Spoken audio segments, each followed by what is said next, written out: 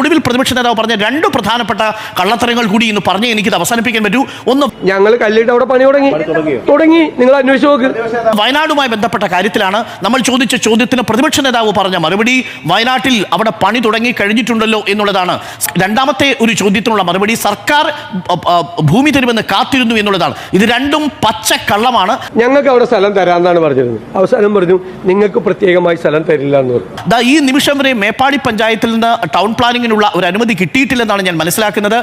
അവിടുത്തെ ബിൽഡിങ്ങിന്റെ നിർമ്മാണത്തിന് ചുമതലയേറ്റിരിക്കുന്ന ടോണിക്ക് എത്ര വിസ്തൃതിയിൽ ഏതൊക്കെ ഇടങ്ങളിൽ എങ്ങനെ കൃത്യമായിട്ട് വീട് നിർമ്മിക്കണം എന്നുള്ളതിനെ കുറിച്ചുള്ള ഒരു വിവരവും ഇതുവരെ ലഭ്യമായിട്ടില്ല. അവിടെ ഒരു കല്ലിന്മേൽ മറ്റൊരു കല്ല് ഇതുവരെ വന്നിട്ടില്ല. പരസ്പരം ആ കോമ്പൗണ്ട് ഒന്ന് മറയ്ക്കുക മാത്രമാണ് ഇതുവരെ ചെയ്തിട്ടുള്ളത് എന്നുള്ളതാണ് ഏറ്റവും ഒടുവിൽ നമുക്ക് ലഭ്യമാവുന്നത്. സർക്കാരുമായി ബന്ധപ്പെട്ട ഒരു കാര്യം കൂടി ഞാൻ പറയാം.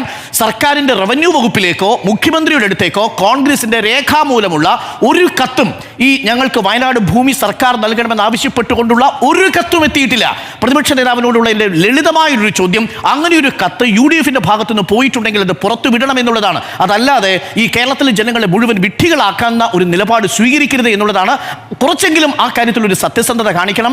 അതിൽ വയനാട് ഭൂമി സർക്കാർ കൊടുക്കാമെന്ന് പറഞ്ഞിട്ടില്ല. സർക്കാരിനോട് ഭൂമി കോൺഗ്രസ് ചോദിച്ചത് ഔദ്യോഗികമായി ചോദിച്ചതിന്റെ ഒരു രേഖയും റവന്യൂ വകുപ്പിലില്ല, അഥവാ റവന്യൂ വകുപ്പിനെ കൈമാറിയിട്ടില്ല. ഈ രണ്ട് കാര്യങ്ങളും നമ്മുടെ മുന്നിൽ നിൽക്കുമ്പോഴാണ് പ്രതിപക്ഷ നേതാവ്